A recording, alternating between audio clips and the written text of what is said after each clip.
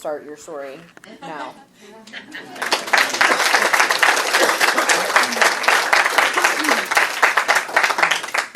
Hi, I'm Lisa. I'm an alcoholic. Did y'all notice the subtle caveat? She said, she does an X-ray thing in AA. Now, out there, but I try. So yeah, it just so happened that last night I told my story at West Spring. But don't worry, I actually told them Danny's story. And I don't even think they noticed. So if you're worried that I spoiled any of the good stuff over there, I didn't. So I wanted to read a little bit in the big book, because I don't know if y'all have read this, but there's some really good stuff in here. It's one of my favorite books. It's actually my favorite book.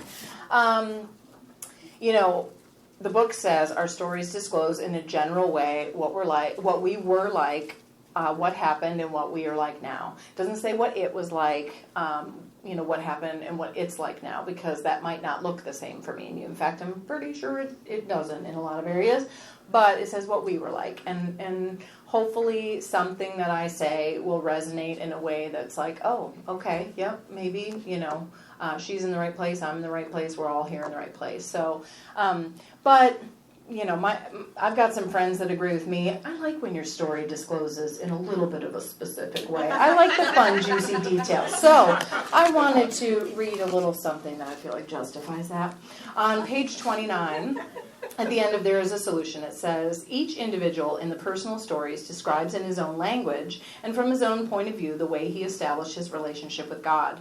These give a fair cross-section of our membership and a clear-cut idea of what has actually happened in their lives. We hope no one will consider these self-revealing accounts in bad taste. I will be self-revealing today, I promise. And some of you might think it's in bad taste, but it says, our hope is that many alcoholic men and women desperately in need will see these pages, and we believe that it is only by fully disclosing ourselves and our problems that they will be persuaded to say, yes, I'm one of them too. I must have this thing.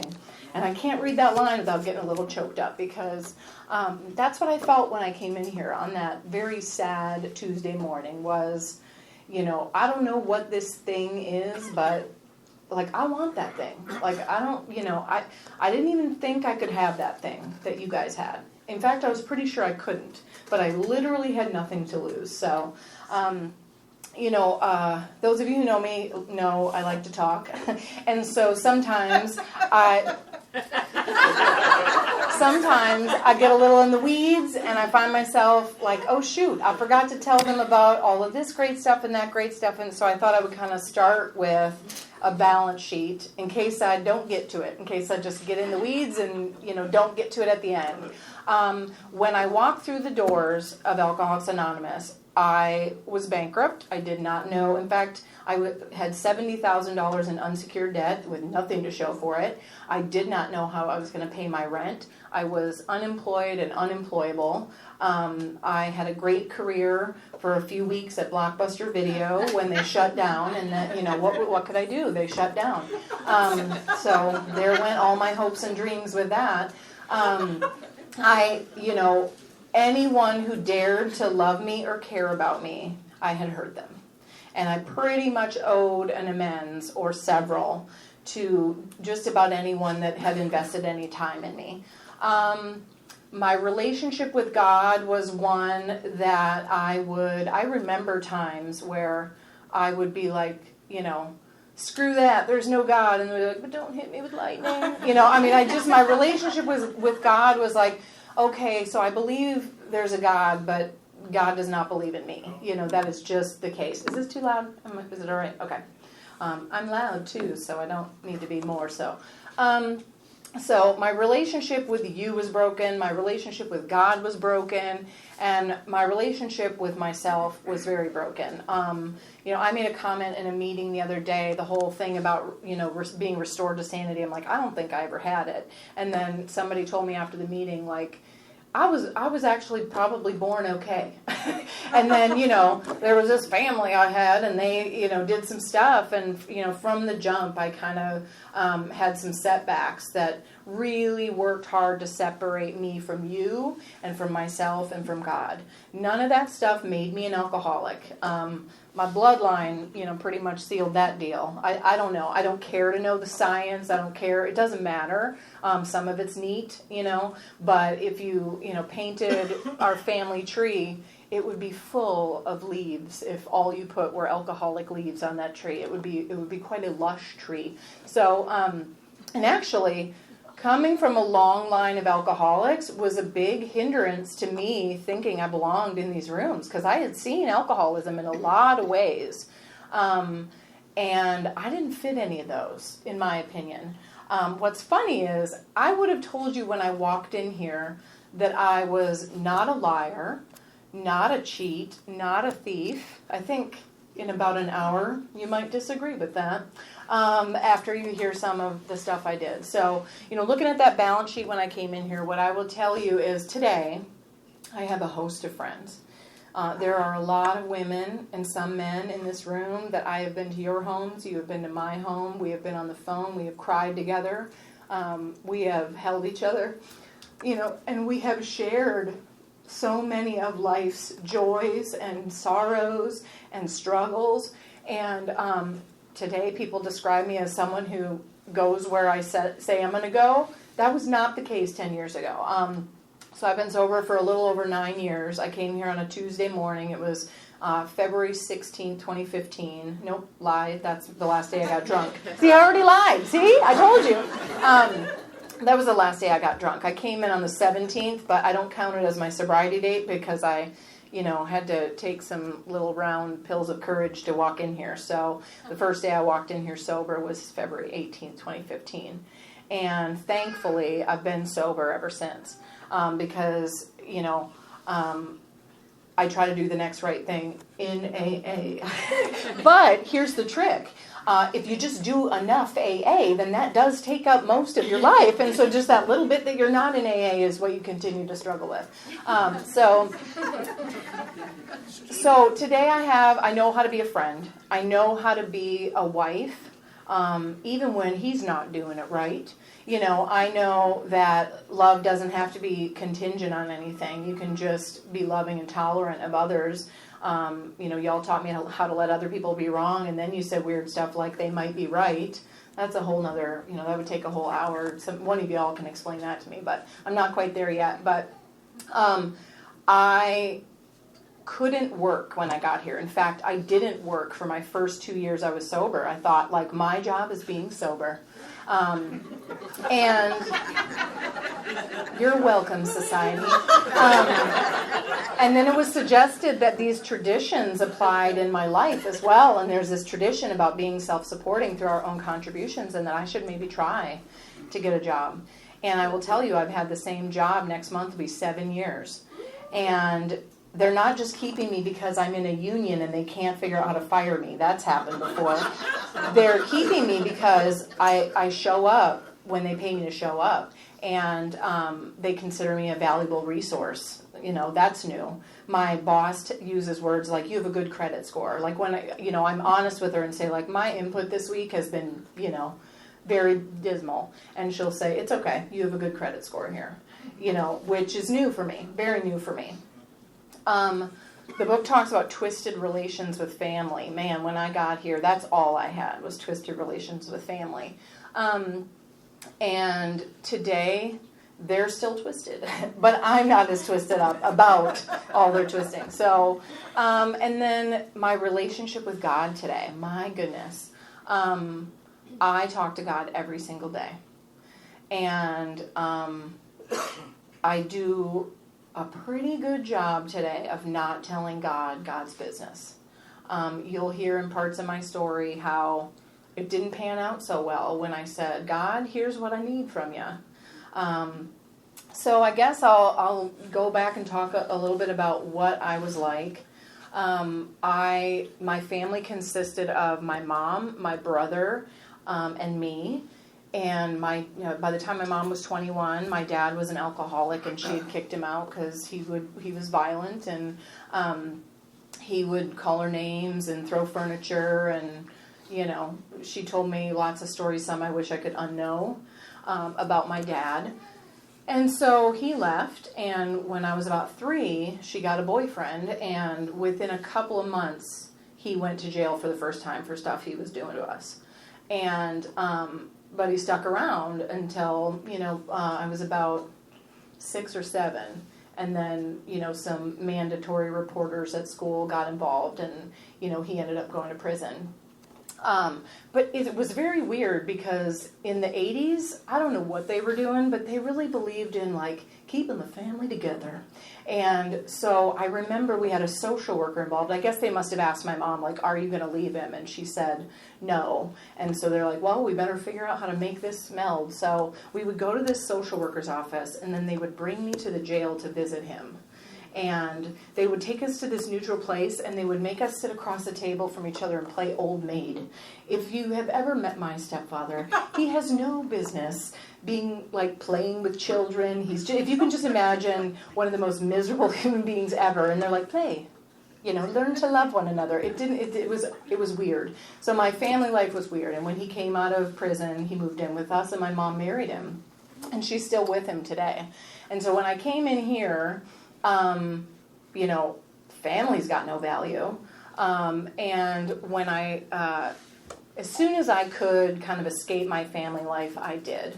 I had a crazy, wild idea to join the military because in order to pay for school, I was taking out student loans, and I had met a girl at my technical college who was in the National Guard, and I was like, girls can be in the Army, that's neat.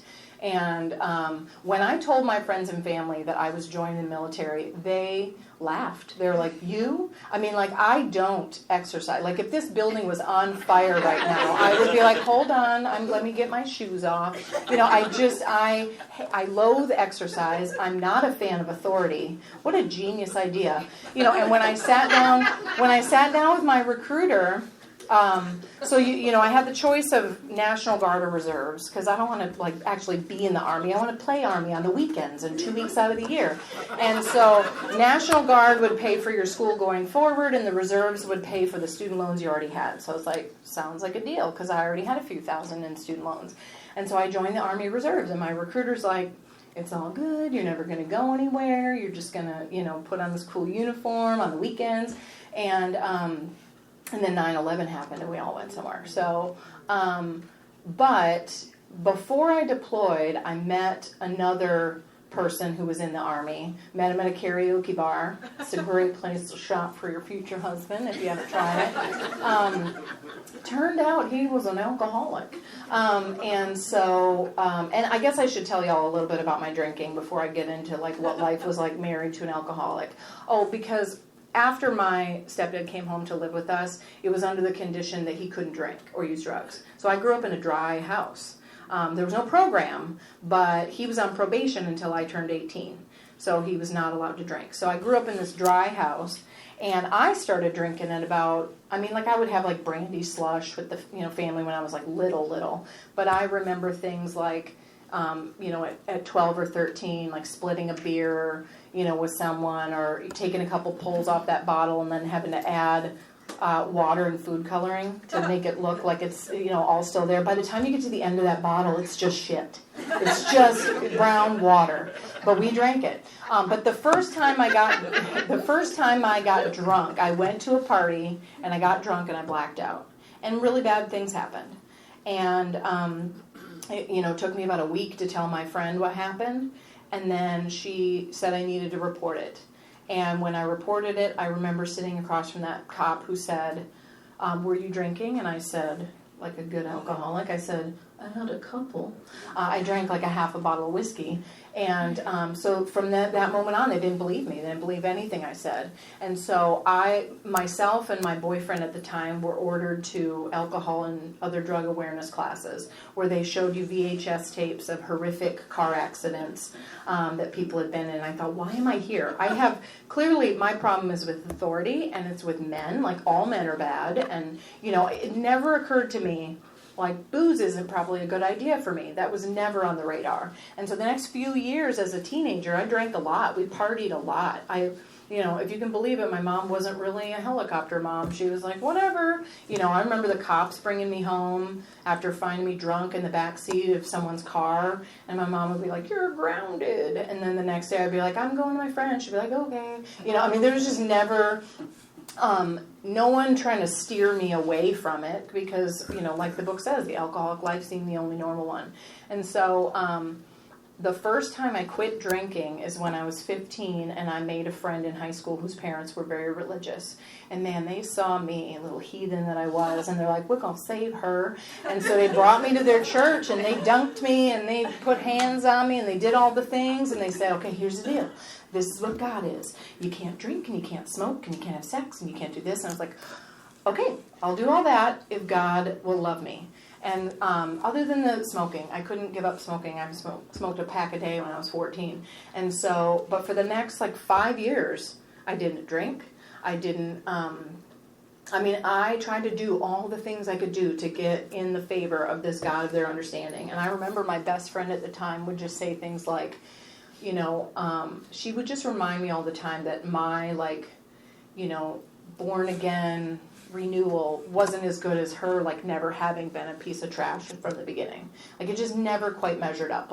She's like, I'm a virgin. You're a born again virgin. It's not the same. And I'm like, And so the whole time, I know.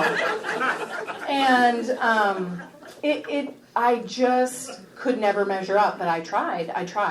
And so you can see how someone who can just go years without drinking, clearly not an alcoholic, not like the people in my family.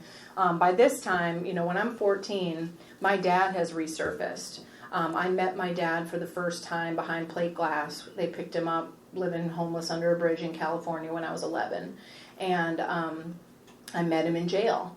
And I sat across from him and I told him about the fantasy that I had had my whole life, that he was this rich guy that was going to pull up in this limousine to school where I got bullied because I was a bedwetter and my parents couldn't afford to wash my blankets every night. So I'm going to school, I stink, you know that we're not the kind of family you want to hang out with.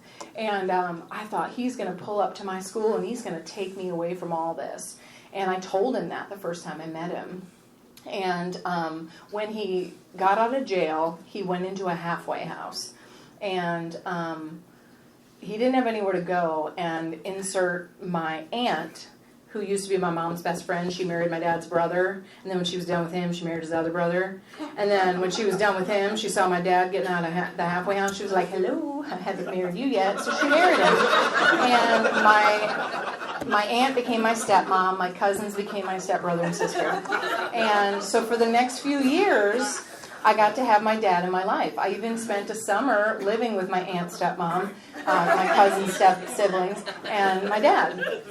And we did things like we went on an AA camping weekend where I met other kids whose parents had been, losers and were trying to be better. And we would tell those stories to one another. And for the first time, I felt, like maybe I'll fit in somewhere.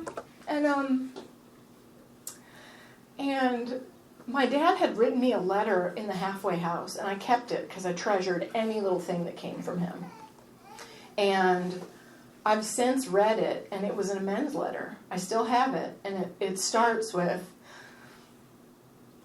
I'm an alcoholic, and I'm trying to live my life sober, and I got to clean up my past. And he told me about how that day that I came and I met him in jail, and I told him who I had hoped he would be.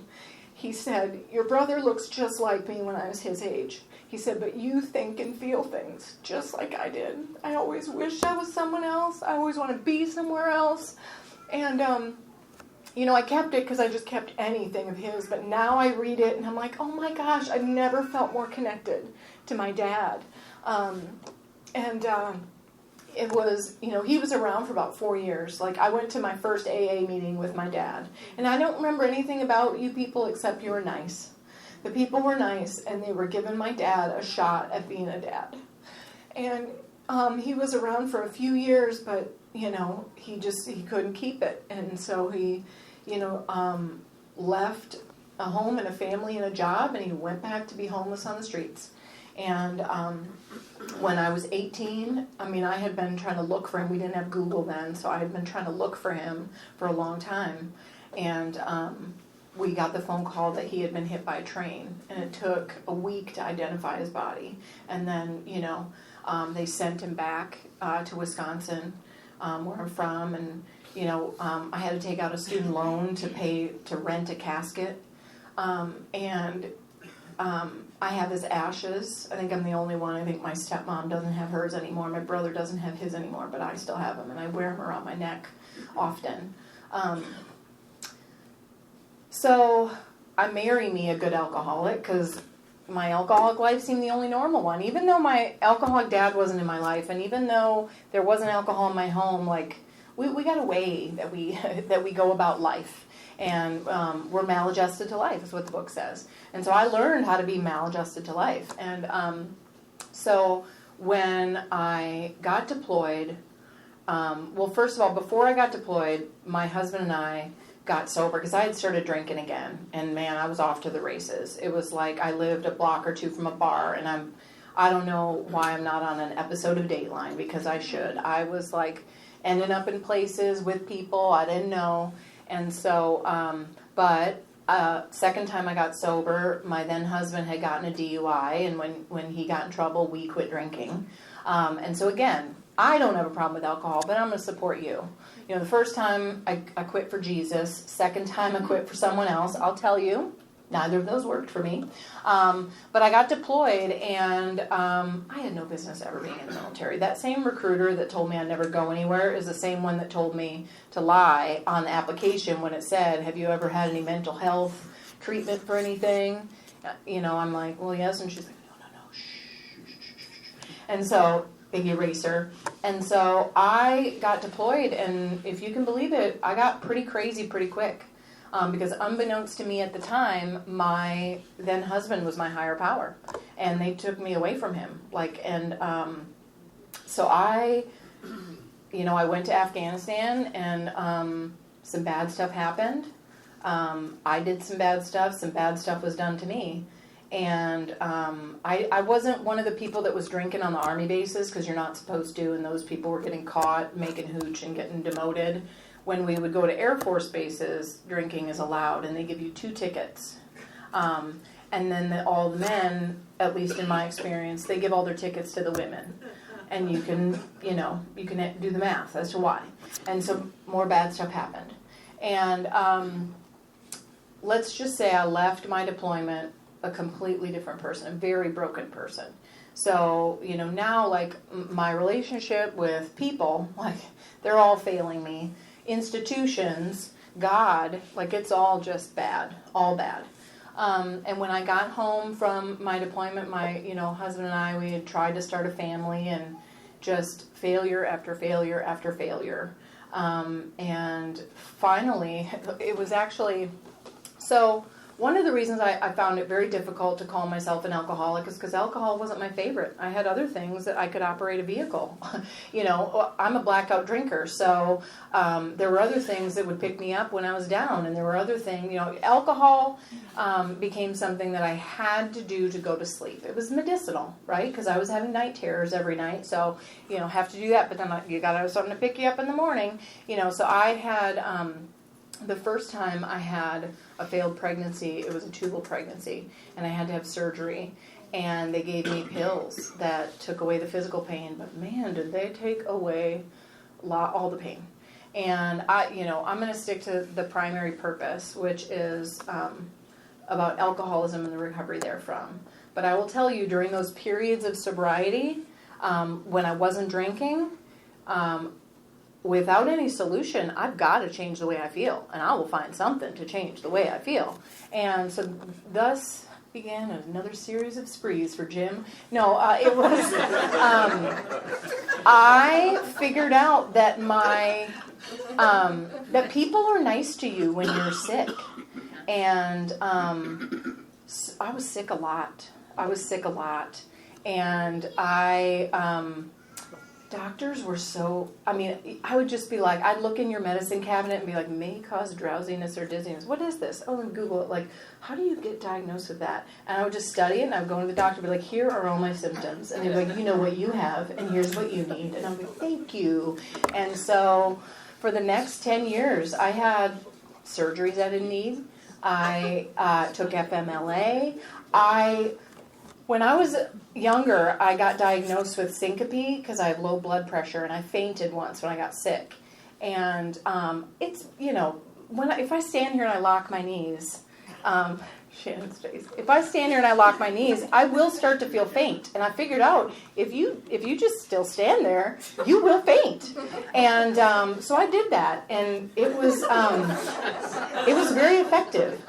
But then sometimes it just takes too long, so I would just help it along a little bit. I worked in this cubicle in this 6-story building, and they had an emergency response team, and I could open the door of my cabinet to kind of close off my cubicle, and I got very good at the making the sound, laying on the floor, and they would come in, and it was a big production, announcements, and then they'd wheel me out on a stretcher, it was a whole thing, and I really enjoyed it. I enjoyed the spectacle, and eventually HR is just you're kind of a liability. We're going to need you to not come back here for a bit. And y'all, if you've ever been to a Catholic funeral, they last a long time, and there's a lot of standing. And that's just not fair to do to someone with syncope. My great aunt's funeral, I fainted. I air quotes, fainted at her funeral. And that came out in my step work. And believe it or not, you can make amends for even stuff like that. So I was at a women's retreat a while back, and the speaker got up, and she fainted, and I was like, your technique needs work. I'm pretty sure she was really fainting, but you just never know, okay? You never know in these rooms. So after several years of really getting good at manipulation, I got sick of, I was having this battle with God, because by this time, my then husband was working at the church, we're volunteering at the church, I'm back into trying to be buddies with God, and I'm just sure God wants me to be a mom. That's what society says I'm supposed to. I want to. That's got to be God's will. And after so many failed pregnancies, which, how I told y'all, I didn't think I was a liar? Because I would never lie about stuff like that. Now, pretending to have migraines so that I could give myself injections at work or fake fainting, that's not the same. I wouldn't lie about the big things, is what I thought. I really believed that.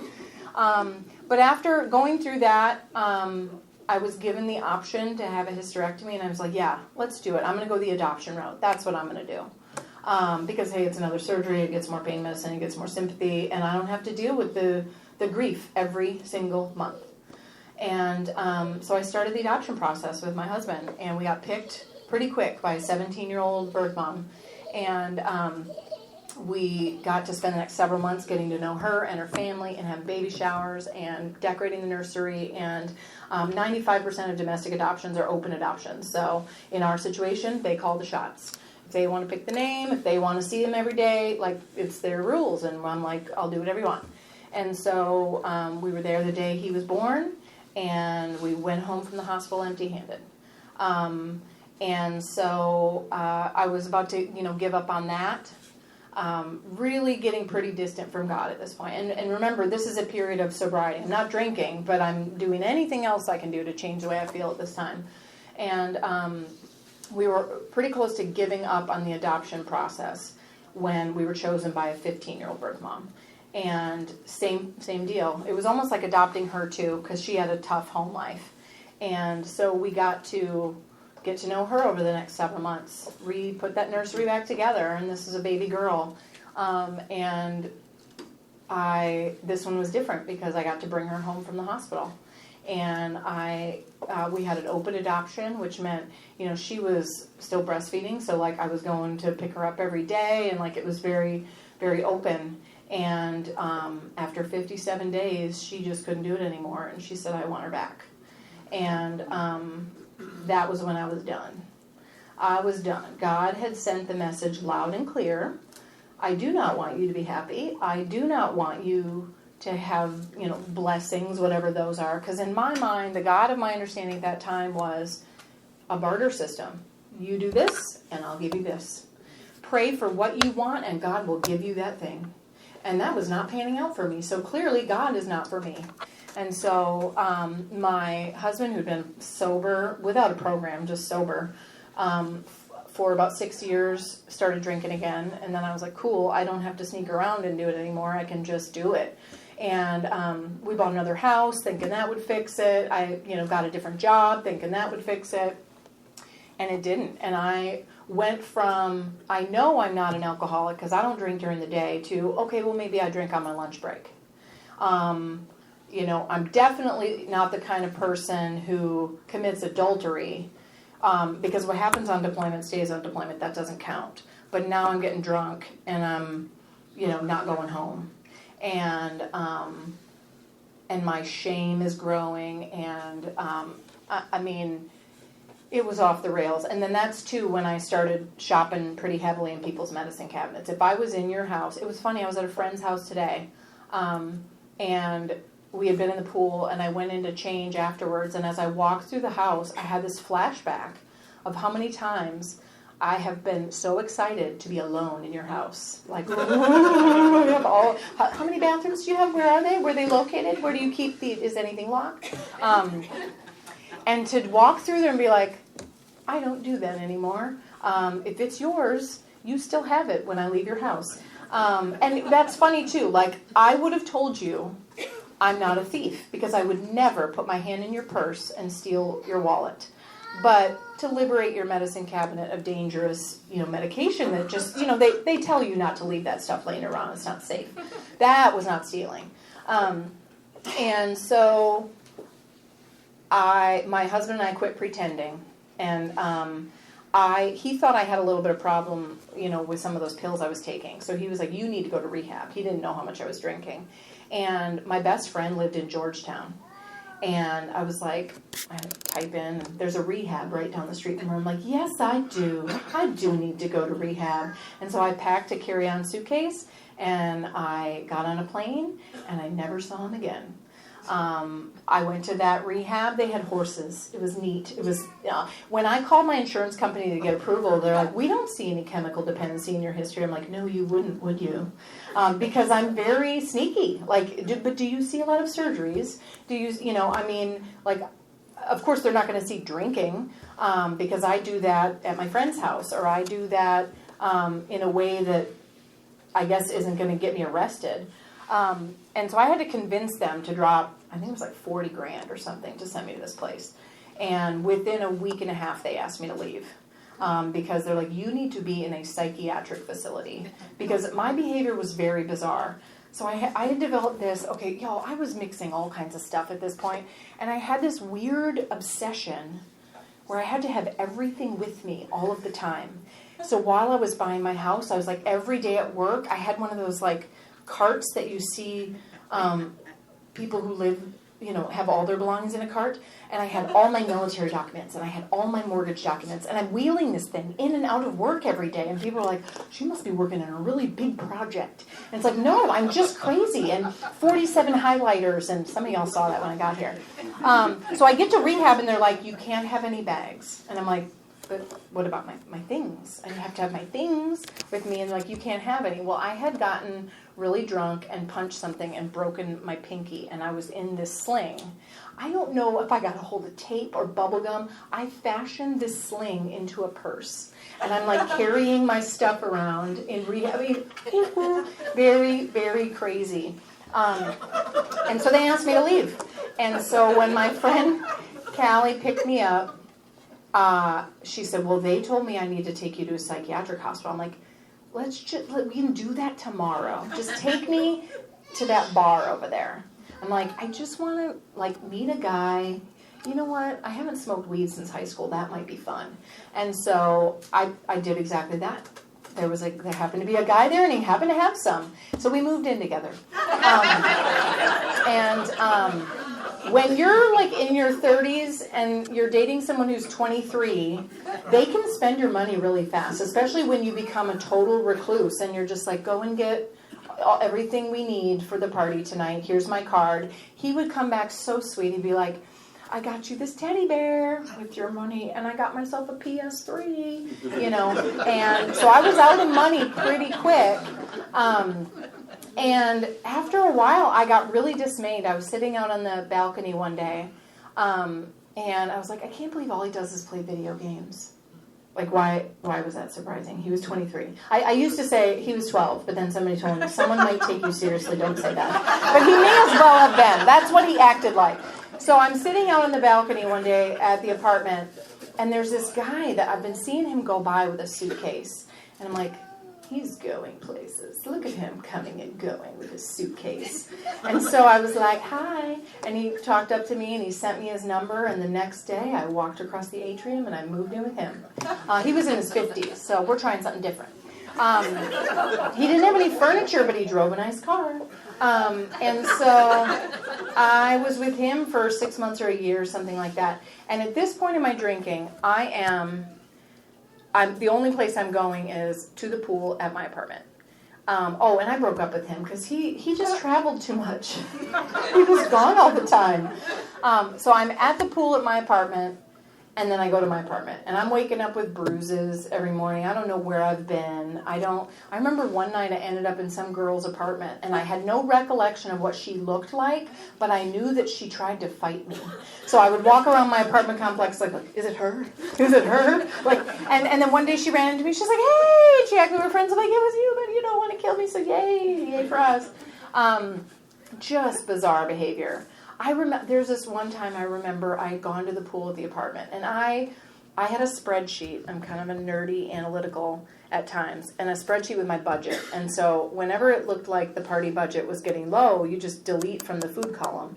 In the end, I was living on tequila and Skittles, and I was sustaining quite well. And I had spent money that I couldn't afford on a bottle of Crown Royal, which to me is like acetone. It's disgusting. I don't know why anyone would. Ugh. But this guy I met at the pool drank that stuff, and I wanted to impress him. But I remember getting this big bottle in that velvet bag and going down to the pool and just so excitedly setting it down and then watching all of the liquor just drain out. Look at all your faces. You know what I mean. The panic of that was like a $50 bottle or I don't know, something. It was a lot of money. And I broke it when I set it down, and all that booze drained. And I remember the desperate feeling of what am I going to do now? Other people were like, whoa, look at that. And I was like, you don't understand.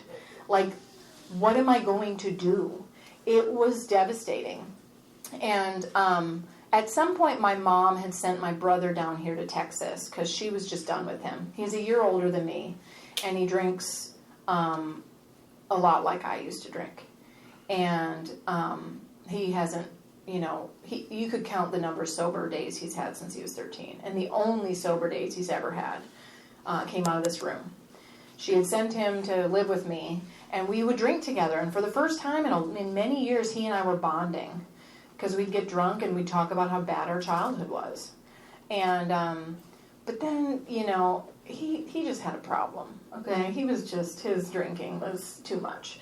So after a night of, him taking it a little too far, I said he needed to get help. And so he wanted me to bring him here, and I brought him here. And I brought him to Champions Group. And I'd bring him, here and there for I don't know how many weeks, but we would go to meetings, and he would say he's an alcoholic, and he would try to get some help from y'all, and I would say, I'm not an alcoholic, but let me tell you why I drink. And at Champions, they would let me do that, which I appreciated very much.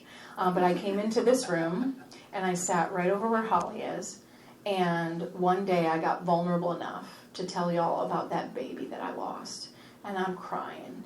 And somebody stopped me right in the middle of my tearful share and said, "Excuse me, that's something that you should really share with a sponsor." And I could not believe that they had the audacity. Like, I'm opening up to you people here.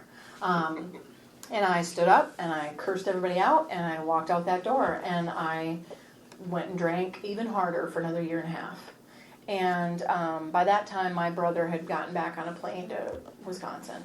And on that Tuesday morning, actually the Monday before, the last day I drank, I spent the entire day on the text hotline, the suicide hotline for veterans. And I had gotten drunk one night, and I had lost my phone. So I had this flip phone with the T9 where you have to hit the 1 3 times for a C. Y'all know what I mean. Well, some of y'all young people might not know. Anyway, it was a bitch. So I'm on this suicide hotline, and I'm trying to tell them why my life is so terrible and why God hates me and why I'm going to kill myself. And every time I would get a good, juicy bit together and hit send, it got rerouted to a new person because it had taken so long. So you know how frustrating that is? And so I was like, screw this. And so I'm like, I'm going to go over that. I need help, so I'm going to go to that champions group. Certainly not that Cypresswood group. Those people are mean. And so I went to Champions, and I had quit smoking like 6 weeks before because I ran out of money. And I got there for what I assumed was the only non-smoking meeting on the schedule. And they said, "Oh, that meeting's not happening." And again, I'm like, yeah. Glad you enjoyed that, Troy. And again, I heard the message loud and clear from God. Like, okay, I get it. You do not want me to be well. And so I went and I tied one on. And the only person I was hanging out with at the time was my boyfriend, that guy that I met at the pool. 6 weeks after he and I started hanging out, his estranged wife died, because when we met, it's like, I'm divorced, me too. Well, that in guy language means like, it's complicated, but we're, living in different places. So I found out later, like they were in the process, but it wasn't final. So when she died, now he was a grieving widower. Like, I was like, this is weird because we're dating, so that's weird. But I did tell him like, ooh, I know how to do grief. Let's do grief together. So for the next 7 months, we just got wasted every single day, and we just bonded over it and fell in love. And so that night, I picked a fight with him because he's the only person left in my life at this point, and I know you're going to leave too. Soon enough, you're going to see what a piece of trash I am. For the last several months, we've just been focusing on you and your stuff. But at some point, you're going to see I'm garbage and you're going to walk. So I'm going to expedite this. And so I picked a fight with him over what I don't know. And he said, give me my key back. And that's all I needed to hear. And so I was like, I'm taking my stuff. And he's like, what stuff? And I'm like, oh, you don't know what stuff? Let me show you the stuff. And one by one, I went all around his apartment. And anything that was my stuff, I threw off the 3rd floor balcony. I had a grill over at his house on his 3rd story balcony. And he said it sounded like a car accident. I heard nothing. It just, it wasn't operable after that. And so the next morning when I woke up, it was I was still wooing him, so I'd get up and make him breakfast in the morning. So I had gotten up to make him breakfast in the morning at like 5 a.m. And he's thinking, wow, last night got weird. And I'm thinking, I'm going to kill myself today. I cannot do this anymore. I hate myself. I hate God. I hate everyone. This is terrible.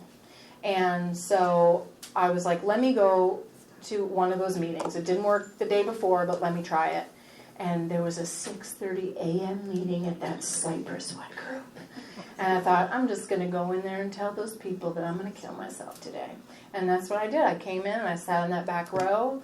And at the end of the meeting, I don't know if they said, does anyone have any burning desires or what, but I piped up and said exactly that. I had a pocket full of pills, and that was my plan. And there were 5 women that stayed after the meeting and talked to me, and they said, you don't have to do that. And I said, you don't understand, like I can't go home. If I go home, this is how this is going to end. And they said, we'll go with you. And I still can't believe it when I think about it. 3 of those women got in their cars and they drove over to my dingy, I'm one of those people that smoked in my apartment thinking no one would know. Yeah, no, it was dingy, gross apartment. And I think it was like 2 or 3 garbage bags of empty booze bottles. Why do we save them? And was I going to make vases when I going to decoupage them and sell them on eBay? I don't know what I was thinking. But we bagged all those up and some drug paraphernalia. And I remember I had 2 bottles of booze. I had bought one of mine and one of his. Because, that day before, he had been, my boyfriend had been griping that he was paying for all the booze. So I was like, okay, I'll pay for some. I took my rent money, and so when they were like, you got to dump those out, I'm like, I can't, because you don't understand. I kind of owe these to him. So they followed me to his apartment, and I went and put them on his counter, and then walked back to my apartment. And then Joy stood next to me, and she's like, is there anything else? And I said, I have this pocket full of pills. And she suggested that I put them down the garbage disposal, and I thought, well, shit, what am I going to do later? How am I going to kill myself later? She's going to make me do this. It's going to be even harder now. But I can still picture what they look like coming out of my hand and going down that garbage disposal. And then they said, let's go to breakfast. And we went to breakfast to Denny's. And then I was like, well, now what? And there was a 10:30 meeting. So I went to that. And then I was like, well, now what? And there was a noon meeting, and I went to that. And I said, now what? Y'all, what's with the gap between noon and 7? Do we not drink between noon and 7? And so they're like, you cannot drink between noon and 7. Come back at 7. And I said, what about my boyfriend? And Joy was kind enough to volunteer her sponsee to be my sponsor. And I'm so glad I got a sponsor that first day, because she said, well, here's what about the boyfriend. Like, you're telling me all you guys do is drink and drug together? And I'm like, yeah. She's like, you're going to have to be willing to let that go. And I don't know why I said, okay, probably because I thought I already ruined it the night before, but I was like, okay. And I called him and I told him, I've just done this thing. I've joined AA, and I can't be around alcohol and drugs. And he asked me, okay, so you're going to a meeting at 7? And I said, yes. And he said, how long do they last? And I said, an hour. And he said, that should be long enough for me to get all this stuff out of my house. And I couldn't believe he said that. He couldn't believe he said that. And I just kept following suit. I started calling my sponsor every day, meeting her every week, and working those steps. And see, I told y'all I was going to start with the end, because I've already gotten myself to, almost done. And there's a whole bunch I didn't tell y'all. What I want to tell you is I worked those steps. And you hear a lot of people say, what was my part? What was my part? I don't think that's in the book. It says we resolutely looked for our mistakes. I had made so many decisions based on self that placed me in a position to be hurt. My biggest beef with God was, I'm not a mom, and it's your fault. And when I wrote my 4th step, and I told my sponsor in my 5th step for the first time, hey, all those years I was sick, I wasn't sick for a lot of that. And when I had that hysterectomy, I rushed into that, and my motives were wrong. And, and when I was adopting that baby, they kept telling me they have a year to change their mind, and I kept going, no. Because this, just me and God, our will is the same. And I ignored everything. And I got to see it from a whole new light. And it was, I guess, a couple years into recovery, a few years into recovery, when my best friend got pregnant, an unplanned pregnancy, and made the decision to place a baby for adoption. And I got to the best of my ability, support her through that journey. Enough so that when the baby was born, I got invited to come up to the hospital, and I got to be there when that adopted mom showed up. And I sat out in the hallway, and I watched her walk out empty-handed. And I went in the room, and my friend said, we changed our mind. And over the next 5 years, I have gotten to see her become one of the most amazing moms that I know to 2 little girls who are 3 and 5. and they call me Lala. And I got to see that I never once considered what that 15-year-old was going through, the most difficult decision of her life. I have had so many experiences like that, but I talk too much about throwing grills off patios to tell you about it. I know God differently today. I don't know. There's 17 clocks and they all have a different time, so I don't really know it. So I may just keep you here for another half an hour and be like, well, that one says it's 11, so I guess. My understanding of God today is that the only thing I need to ask God is for His will to be done. Because God knows the whole picture, and I don't. God knows that I make a pretty cool aunt. He also knows I'm selfish, and I get to be totally selfish with my money and my time and all that stuff. Although, I must say, Shannon's girls have a new babysitter who they like a lot, and I don't know if I'm a fan of that. Like, Lala is a pretty big deal. You know, I'm employable today. I haven't fake fainted in a long time. In fact, I don't even fake a headache to get out of anything. Anyone?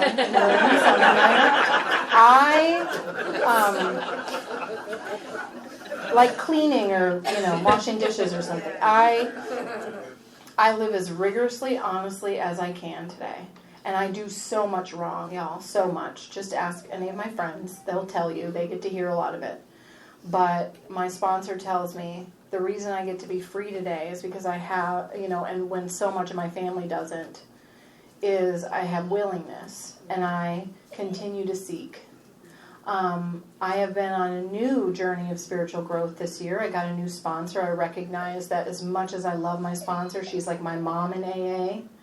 AA has given me the mom I always wished I had. AA has given me the dads that, I had one of them at my house today helping fix a door in my house. I get to look out at these men and women and see the family I yearned for. And I get to show up and be the friend, be the wife, be the employee, be the person God would have me be. And when I fall short, y'all give me so much grace. And then you encourage me to do that for others. And sometimes I'm more successful than other times. But I'm so, so grateful. And I'm just really glad to be here. Thanks for listening.